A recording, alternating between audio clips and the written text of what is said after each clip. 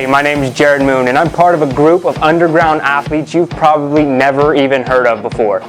We don't rely on fancy equipment for training, and most of us don't even have gym memberships. In fact, our motivation comes from within. You see, we have jobs, families, and responsibilities, but we still have big goals, and they aren't getting achieved at a global gym. For that reason, we have to do things differently. Our training has to be smarter. We don't have every piece of equipment known to man or a ton of time to train, and we don't need it, because we are achieving amazing things without it. So how do we do it?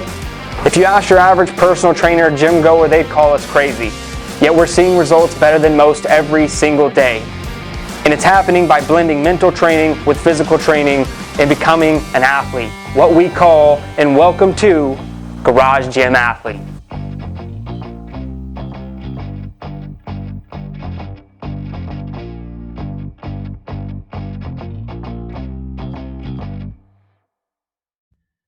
All right, ladies and gentlemen, Jared Moon here. Welcome to the Garage Gym Athlete Podcast. I'm with Joe Courtney. What's up, Joe? Hey. And Trampis, man. How you doing? Good. How are y'all? Yeah, I'm doing really well, man. So I'm actually going to let you take it from here. You're going to start interviewing. No, I'm going to let you take it with basics, man. So the intro, who you are, what you do, some new exciting life events that may or may have not have just happened to you, all that good stuff, man. So catch us up. Definitely have some exciting new life events. Starting off though, I live in Seneca, South Carolina, a little small town, not too far away from Moonville, South Carolina, which Yep. I know, Jared, you're very familiar He with. didn't believe it existed when I told him about it. My first time hearing of it. Pretty amazing place. Not really, but No. Based out of South Carolina here. I'm a general contractor, doing project management, just in construction, building stuff. Father, husband, father of two now. I can officially say two. We had a Congrats. newborn last week. It's been an interesting shift from 1 to 2. Yes, super fresh, man. That's 1 week. Man, I feel like you announced it like weeks ago. It's only been a week. 4.5. I have a 4.5-year-old and a 1-week-year-old, so a huge gap. But everybody's doing well. Everybody's healthy. 4.5. They're like self-sufficient then, aren't they? Pretty self-sufficient. I mean, they should be supporting financially at that point. Like they should have a job or. That's kind of what I was thinking. At least in 6 months. Yeah, without a doubt. Well, tell me a little bit about what you just mentioned there, and the transition. What has the transition like been from 1 to 2? You have to think twice as hard almost. I mean, Right. He is self-sufficient to a point, but there's also just a lot of things you don't think about, and then you got to remember all the things that you had to do with the newborn anyways that you forgot 4.5 years ago, basically. Right. But no, they're good. There's just extra work, and but we knew what we were getting into. You guys can still play man to man, right? So yeah. If you go 3, you have to go zone. And, yeah. I've stated there is no 3. Procedures will be made. People say that, but I mean not say what you say, but like the zone effect and what I do, I don't have, so my son's names are William and Graham, but I just call them boys, the boys. Oh, that's easy. And yeah. They basically, in my mind, operate as a single unit, and whatever I'm doing, they're doing, and they're doing together with me. So we're still pretty much playing man to man. Emily's got the baby, and I got the boys. So that's. I like that. Yeah, that's how we break it down. Jared actually just attaches a 10-foot rope in between them around their belts so that they really are inseparable. They just can't. Yeah, basically. Yeah. I love that strategy. And if they get caught on a tree, they got to figure it out. I may have to implement that myself at some point. All right, man. Well, let's dive into your garage gym setup. What kind of equipment do you have, and how long you been training in your garage? Yeah, so I started training in my garage probably 3 or 4 years ago. Awesome. The setup itself has grown substantially. I started out with just a cheap standard barbell set. I think I paid $125 on it, on like Craigslist or something like that. And I made some of the squat stands with the 4x4s and buckets.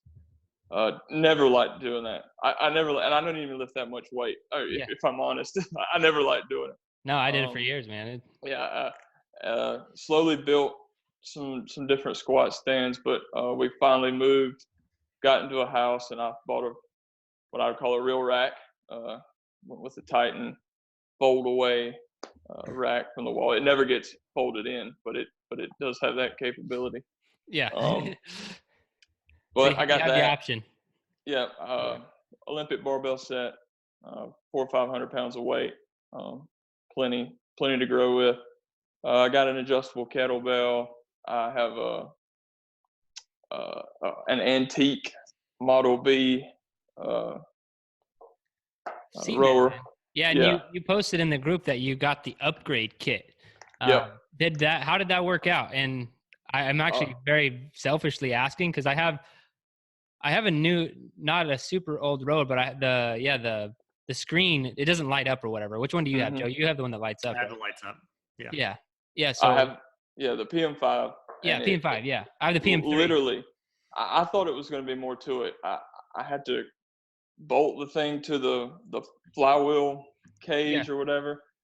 That was the hardest part, was getting the bolts. The other part, it just plugs right in. And to me, it seems to be as accurate as the other monitor that was on it. It lights right up when I start pulling on it. That's awesome. I got it. I got to do that. Yeah, I got to upgrade. Yeah, I got it for Christmas. It was a surprise that my wife got me, but she had it shipped to the house. In quotes, like Concept 2 box or something. Yeah, it was awesome. That's I awesome. got that. I bought an Airdyne for like a brand new. Somebody had it in storage. Evo Comp Airdyne for $50. That's really awesome.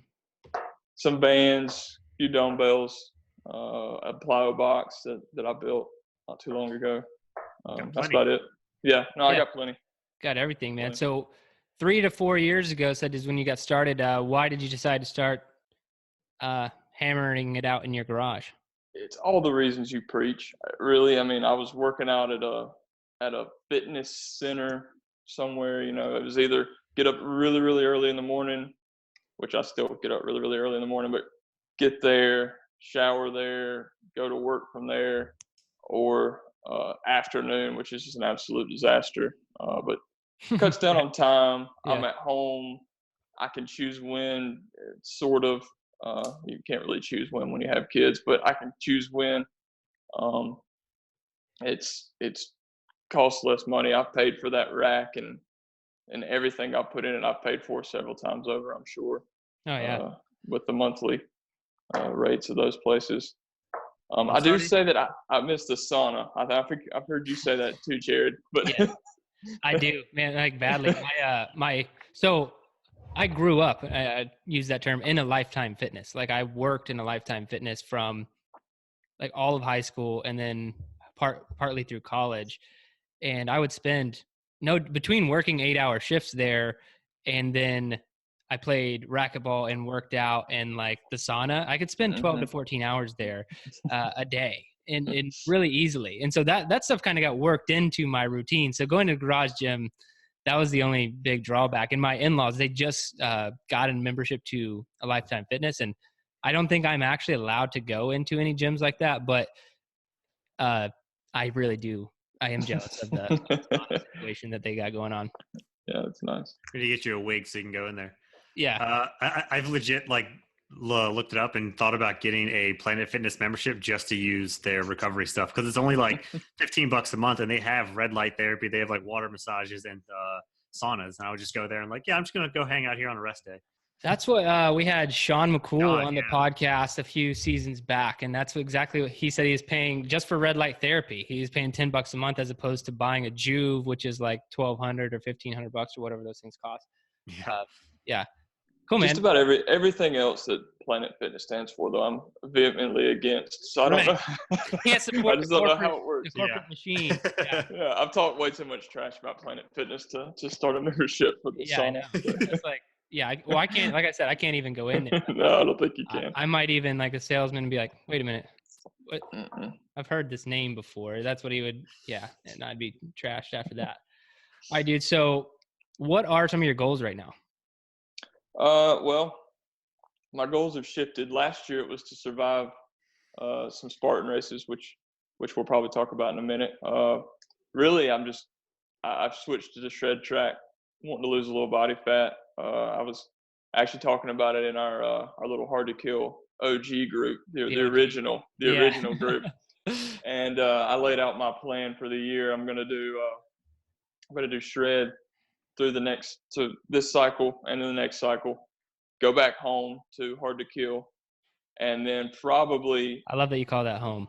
Yeah. Yeah. And then, well, if you're part of the group, but whenever somebody leaves or comes back, everybody gets excited because we came back. Yeah. You can't. It's hard to leave, man. Yeah, no, it's tough. And then maybe switch to a strength track in the holidays and try to take advantage of some calories, which will inevitably be consumed. Gains. So yeah, get them gains. He knows how to use Garage Gym Athlete very well. Right. That's awesome. That's the science right there. That's the seasonal calendar. That's how you operate. Well, I have not left. Truly, I have not left the Hard to Kill track since Garage Gym Athlete started. But Same. I will. It's going to be tough when Endure pops off here in a few weeks. I don't know. I always say like, no, I don't know. I think I might switch, and I never do. But Endure, I might because I have a 100-mile bike race coming up in the summer and all this other stuff. I might actually switch, so we'll see. But all right, man. So what are you most excited about having accomplished in training in your garage so far? Just really, I mean, I don't have any major goals like I want to do like a powerlifting meet or.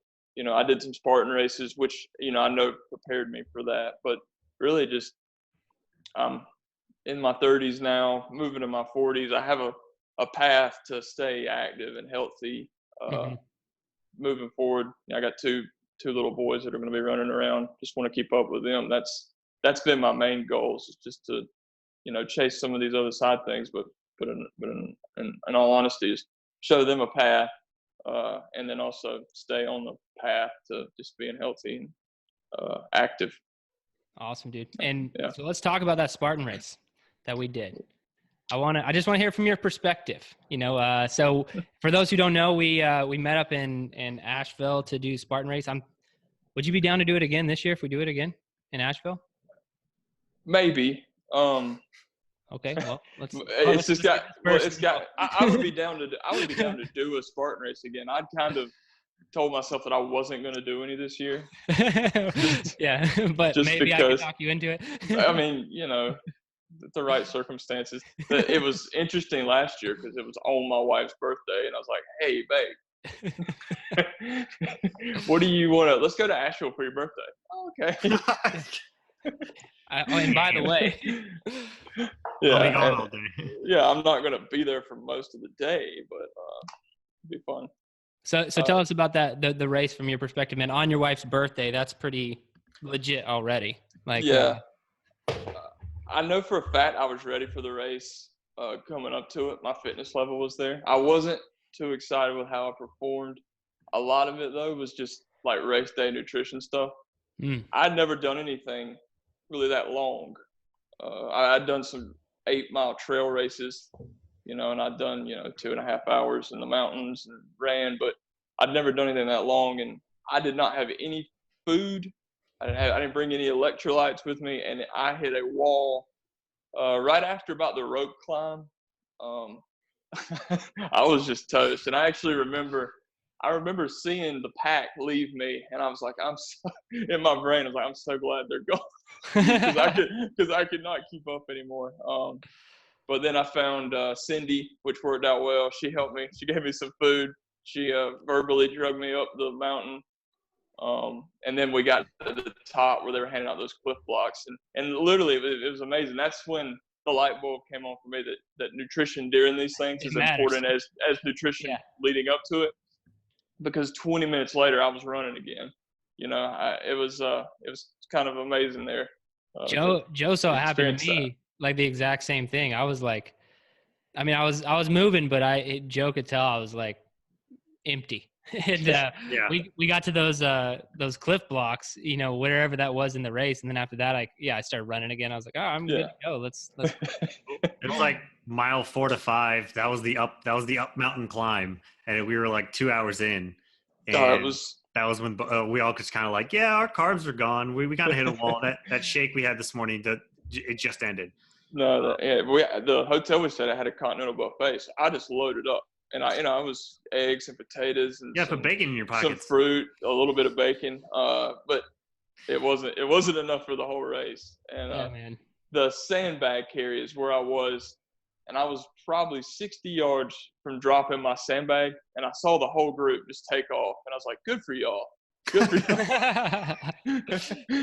In my head. But finished.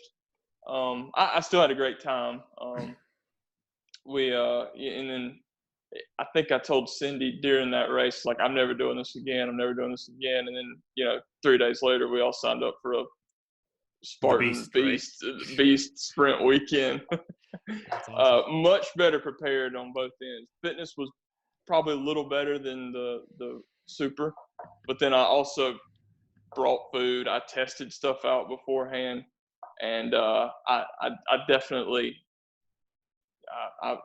compared to Asheville, I'd say I killed it. I mean, I didn't fail any obstacles, even the upper body stuff, which, to watch somebody go across those monkey bars during the super, I just tried to grab one, and I was like, there's nothing. I have no strength. There's no way I can do this. But then to go into the beast and the sprint, and I did fail a spear throw, and that's such a fluky object anyways. Yeah, they shouldn't penalize you for that.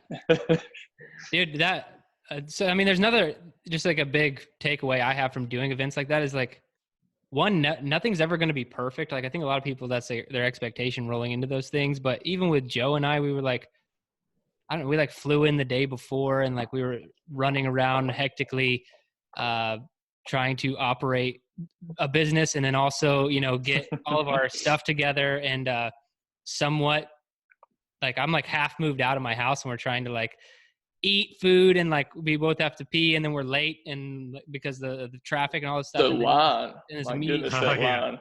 Get going. So those events are always crazy, and then that's my biggest thing I learned early on is that in race refueling. Because you will run out of those glycogen stores at some point, maybe around the 2-hour mark, depending on how loaded up you are, and you will just hit a wall. And I think until you experience, you don't really know. So it seems like that was a big lesson learned for you, but what did you actually do different to counteract that in the other race? Like, what was the fuel that you were using, and what did you learn?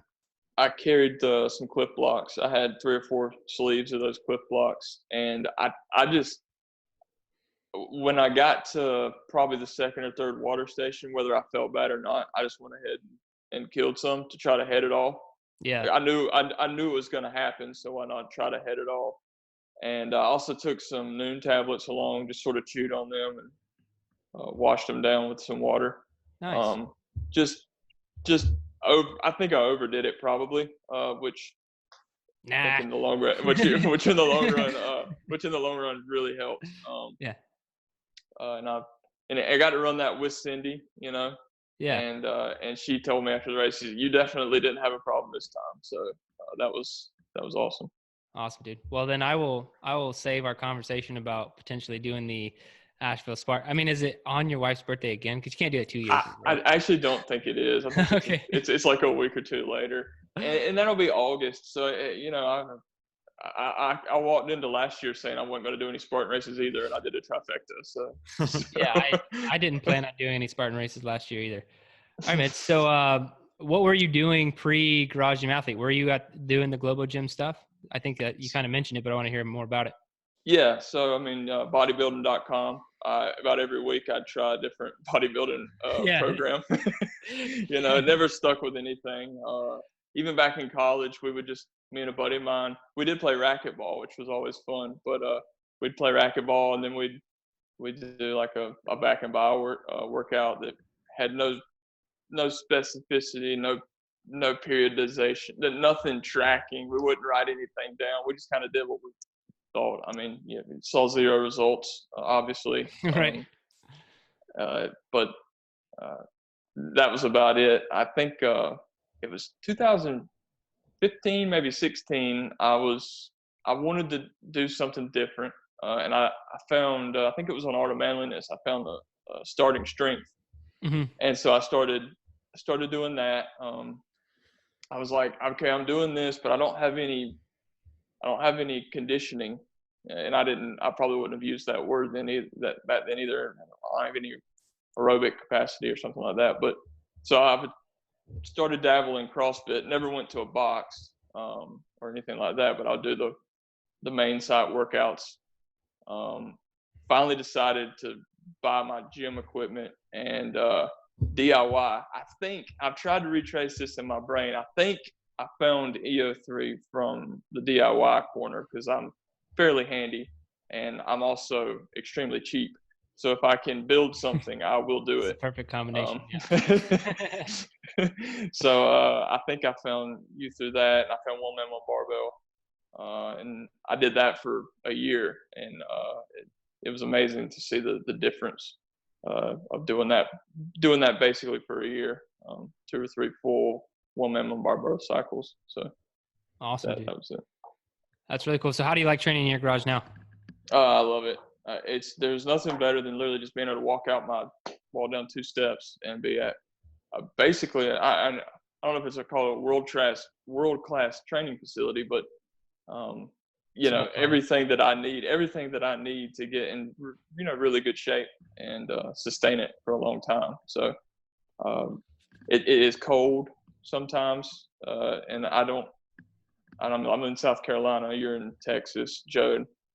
Nobody's gonna worry about what you say, but when it comes to this, my opinion never matters. No one's even listening. No. So there's mornings where it's cold. There's a lot of days where it is just hot, but that's just making you better one way or the other.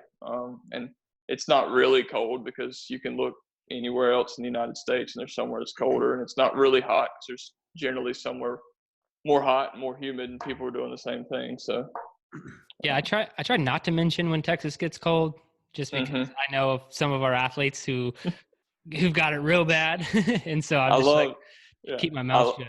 I loved when you moved to Asheville, and I was like, I think I felt it too, because I would do some cold showers, but I couldn't do full cold in winter. In summer, full cold is absolutely nothing. But right. but winter full cold in here up in Virginia where I was living for a while. That's cold water. Dude, it's serious. Especially because we're up in the mountains. It's freezing cold outside, and it's well water. So it's coming from like hundreds of feet underneath the earth, and it's just so freezing cold. And there's nothing like this summer. Once it gets summer here in Texas, I won't even be able to take a cold shower. I'll be able to take a slightly less warm shower. With it turned all the way to cold just because of how hot the pipes are from outside. It is a game changer. So cold showers, is that something you do pretty regularly? Yeah, I haven't done a lot lately, but I do cycle them in. My wife thinks I'm crazy. That's one of the things that she would not be able to do. I feel certain that she'd never mentally get there, but I love just slowly turning the water down to cold and getting used to it. And it's one of the things. It's almost one of the things that I'll do. Like a lot of people may do it for mental toughness, but I've done it so much that it's really not mentally tough for me to do it anymore. Yeah. So I've got to look at other things. You got to get something else in there. Yeah. No, I 100% agree with that sentiment. Once something is no longer stimulating, it's not really going to help you grow anymore. Yep. All right. Awesome. Let's hop into some of these questions. What's the hardest workout you've ever done? So I've gone back and forth with this as well. I've listened to all these podcasts, and I've answered most of these questions probably 200 times or 300 times. The hardest, I've got 2, and the first one's going to be Asheville, and that's just because I wasn't prepared. I mean, I never remember having a cramp growing up. Just never did. I cramped on the mountain. I'm pretty sure that was what it was. So I know that was hard, but there was one time in college, and I was trying to get into shape or start getting into shape, and I went on a run uphill, and I almost blacked out. And I think this was the time. This is when I really realized I want to start taking this seriously. Yeah. I'm 20 years old. I'm not big, like out of shape, but I can't run 3/4 of a mile up a hill without almost blacking out. Something's wrong. That's the only time I remember almost blacking out from a workout, and it was from a very short run up a hill. That's pretty legit, though. So I think a lot of those. It was a big hill. workouts, You mean mountain? It was a mountain, right? I mean, yeah, it was a rolling hill at Clemson University, there's no mountains right here. right. I think a lot of those hardest workouts are just based on where you're at the time. Anything can be hard if you're not ready for it. So, but Asheville was probably the hardest thing workout wise, if you count that I've done. So. Well, now you have to have a beta test or a number 2 round to compare. Yeah. You have your baseline set. Basically, I'm looking for an excuse to back out to Asheville. So that's why I keep talking about the race. Keep twisting our arms. I'm sure you'll get plenty of us to sign up. We'll get enough people. All right, man. In your opinion, what's the best activity for building mental toughness? I've heard it on your podcast 100 times. Have children, which is just you don't really realize how much you have to plan to do things once you have kids. But the main thing is signing up for something like Asheville. I know that I'm going to be running it with Jared and Joe, who are a certain fitness level, and I know I'm not there, but I know that I've got to get up every day and work out and do this. I've got to stay on this. So just setting myself up for something where I really can't fail. I have to be able to do pretty good at it, and it just helps stoke that fire every day in and day out to create that discipline. It'd be my best thing. Awesome. Yeah, kids, man, it's true. Mm-hmm. Yeah. I think Joe wants to disprove it soon, but I'm not mentally tough enough yet to test the waters. I'll just keep nudging very, very slightly. All right, man. If you could only have one piece of equipment to train with for the rest of your life, what would it be? It's such a tough question because I like the barbell and the plates just because every now and then you want to pick up something really, really heavy. Yeah, I think I'd stick with barbell and plates. They're not portable at all, which would be important. But I sometimes just like picking up stuff heavy, and it's hard to find something that you can get the grip on like a barbell. Yeah. Hey, Joe. So since we're in a new season, have you changed your answer? What's your one piece of equipment? I don't know. I don't even know what my previous answer was. I think you said rings. Yeah, I mean, I just like to represent the rings because not many people do, and there's still a lot of things you can do with them. You don't like ring neglect. I got it. Yeah, no ring neglect, and I can travel with them. Kettlebells is still pretty awesome. Like, I think if you get a barbell full with plates, I think you should be able to get like a couple of different kettlebells. It's just fair. So you should get like 5 different things if you pick one thing. Yeah. All right, cool. I think you're. Yeah, if you could add, what would be at the top of your garage gym with wish list?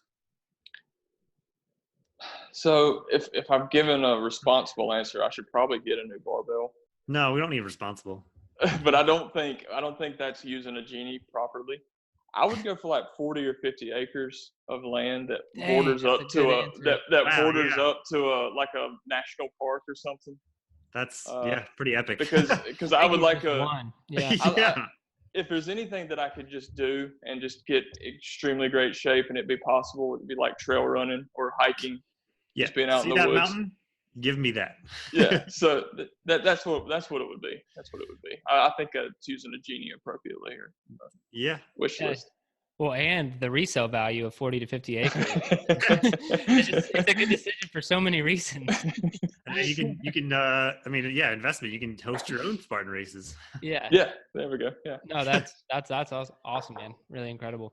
I think that's so true. My in-laws live right next to Rockefeller Preserve. It's like this park in New York, and it's pretty awesome.